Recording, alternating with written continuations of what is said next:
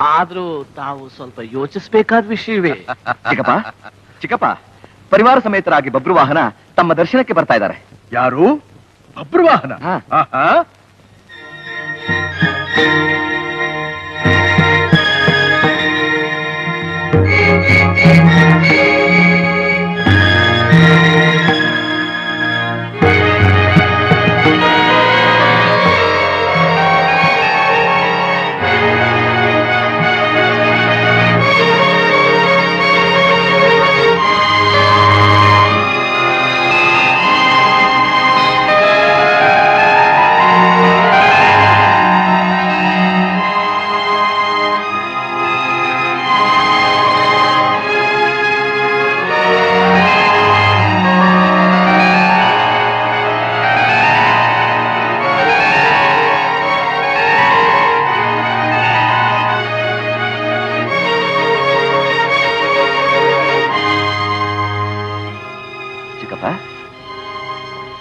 ಚಿಕ್ಕಪ್ಪ, ಆಶ್ಚರ್ಯ ಆಶ್ಚರ್ಯ. ಋಷಿಕೇತು, ನಿನ್ನ ಮಾತು ಸತ್ಯ. ಒಬ್ಬರ ಹಾಗೆ ಮತ್ತೊಬ್ಬರಿರೋ ವೈಶಿಷ್ಟ್ಯ ಇವತ್ತು ನೋಡಿದ ಹಾಗಾಯ್ತು.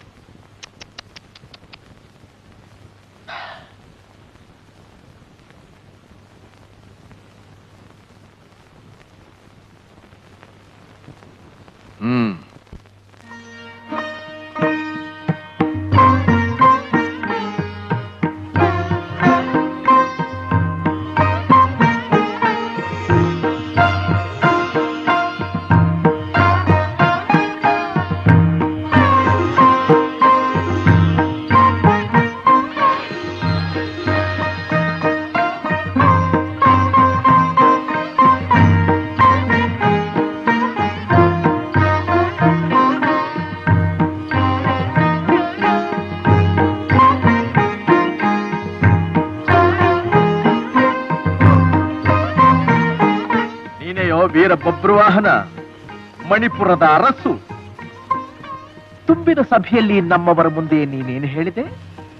ನಿನ್ನ ಚಿಕ್ಕಪ್ಪ ಚಿಕ್ಕ ಅಪ್ಪನೇ ಹೊರತು ಇಲ್ಲಾರಿಗೂ ದೊಡ್ಡ ಅಪ್ಪನಲ್ಲವೆಂದು ಹೇಳಿ ಬಾಯಿಗೆ ಬಂದಂತೆ ಹರಟಿದ ನೀನು ಈಗ ಶರಣಾರ್ಥಿಯಾಗಿ ಬಂದಿರೋದನ್ನ ನೋಡಿದರೆ ಪಾಪ ನಮಗೆ ಕನಿಕರವಾಗ್ತಾ ಇದೆ.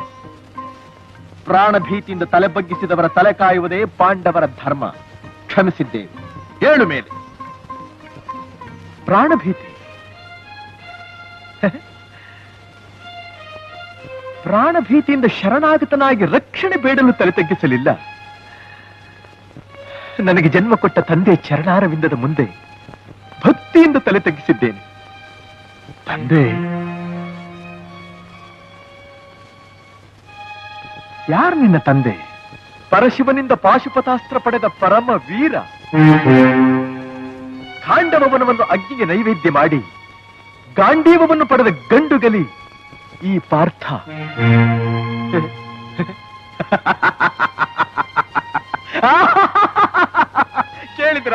ಕೇಳಿದ್ರ ಈ ವಿಚಿತ್ರವಾದ ಮಾತುಗಳನ್ನ? ಪಾಶುಪತಾಸ್ತ್ರ ಪಡೆದ ಪಾರ್ಥ ಅಂದ್ರೆ ನಾನು ಇವತ್ತ. ಯಾಕೆ ನಗು? ಯಾಕೆ ಪರಿಹಾಸ್ಯ? ಇದೇನು ಉಕ್ಕಿ ಬರುತ್ತಿರುವ ಪುತ್ರ ವಾತ್ಸಲ್ಯಕ್ಕೂ ಅಥವಾ ಅಶ್ವಮೇಧದ ಕುದುರೆಯನ್ನು ಕಂಡ ತಕ್ಷಣ ಕಪ್ಪ ಕಾಣಿಕೆಗಳನ್ನು ಕೊಟ್ಟು ಶರಣಾಗತನಾಗಲಿಲ್ಲ ಎಂಬ ಆಕ್ರೋಶಕ್ಕೂ? ಎರಡಕ್ಕೂ ಅಲ್ಲ. ನೀನು ನನ್ನನ್ನ ತಂದೆ ಎಂದಿಯಲ್ಲ, ಅದಕ್ಕೆ. ನೀವೇ ನನ್ನ ತಂದೆ ಅನ್ನೋ ಸತ್ಯ ಇವತ್ತು ನಮ್ಮ ತಾಯಿಯಿಂದ ತಿಳಿದ ತಕ್ಷಣ ನಿಮ್ಮ ಪಾದದರ್ಶನಕ್ಕೆ ಓಡೋಡಿ ಬಂದೆ. ತಾಯಿ? ಯಾರು ನಿನ್ನ ತಾಯಿ? ಏನ್ ರಂಭೆಯೋ, ಊರ್ವಶಿಯೋ, ಮೇನಕಿಯೋ, ತಿಲೋತ್ತಮಿಯೋ? ಹರಿಹರಿ, ಶಾಂತಂ ಪಾಪಂ ಶಾಂತಂ ಪಾಪಂ. ಪರಮ ಪವಿತ್ರಳಾದ ನನ್ನ ತಾಯಿನ ರಂಭೋರ್ವಶಿರಿಗೆ ಹೋಲಿಸ್ತಾ ಇದ್ದೀರಾ? ನ್ಯಾಯ, ನೀತಿ, ಧರ್ಮಗಳೇ ತನ್ನ ಜೀವನದ ಉಸಿರು ಅಂತ ತಿಳ್ಕೊಂಡ್ರು ಧರ್ಮರಾಯನ ತಮ್ಮನ ಬಾಯಿನಲ್ಲಿ ಇಂಥ ಮಾತುಗಳು ಬರಬಾರದು. ಪಾಂಡವರ ಘನತೆ ಬಗ್ಗೆ ಮಾತನಾಡೋ ಯೋಗ್ಯತೆ ನಿನಗೆಲ್ಲಿದೆ? ಏನಂದ್ರಿ? ಪಾಂಡವರ ಘನತೆ ಬಗ್ಗೆ ಮಾತನಾಡೋ ಯೋಗ್ಯತೆ ನನಗೆಲ್ಲಿದೆ? ಅಮ್ಮ ಅಮ್ಮ, ನನ್ನ ಜನ್ಮ ರಹಸ್ಯನ ಎಷ್ಟು ದಿವಸ ಮರೆಮಾಚಿದ್ರ ಪ್ರತಿಫಲ ನನ್ನನ್ನೆಂಥ ಅಗ್ನಿ ಪರೀಕ್ಷೆಗೆ ನೂಕಿದೆ ನೋಡಿದೀಯ?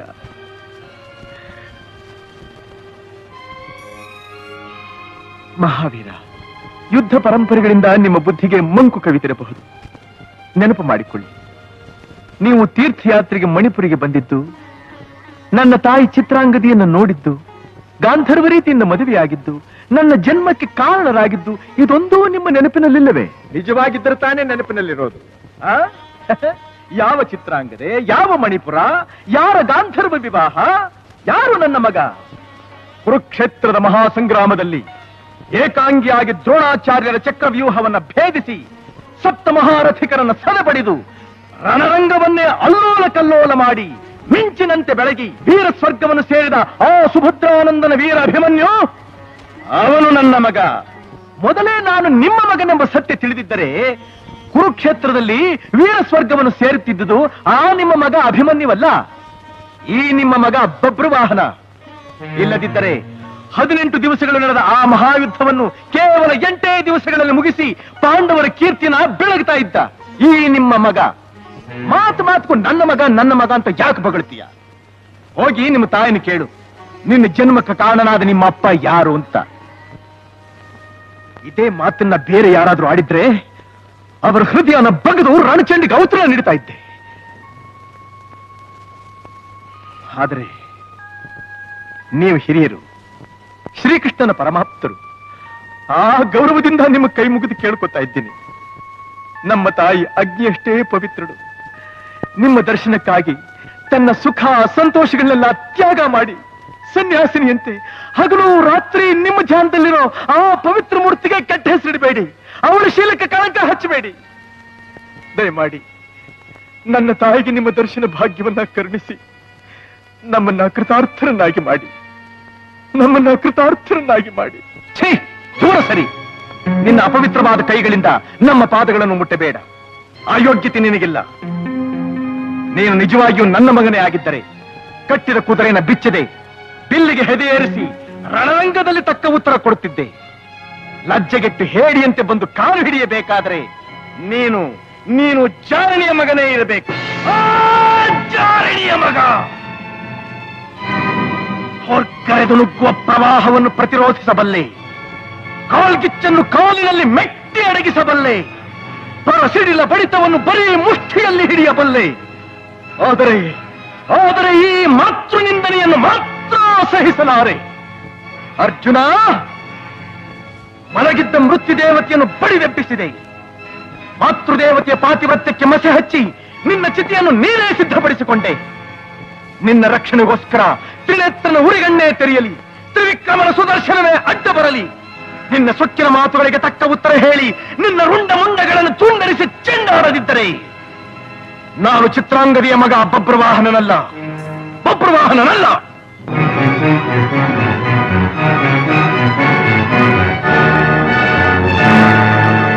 ಅವನ ಮಾತು ವೀರತ್ವ ನೋಡಿದ್ರೆ ಚಿಕ್ಕಪ್ಪ ಎಲ್ಲ ನಿಮ್ಮ ಹಾಗೆ. ನನಗೇನೋ ಅವನ ನಡೆ ನುಡಿ ನೋಡಿದ್ರೆ ಬಬ್ರುವಾಹನ ತಮ್ಮ ಮಗ ಅನ್ನೋದ್ರಲ್ಲಿ ಸಂದೇಹವೇ ಇಲ್ಲ. ಹೌದು. ಸತ್ತು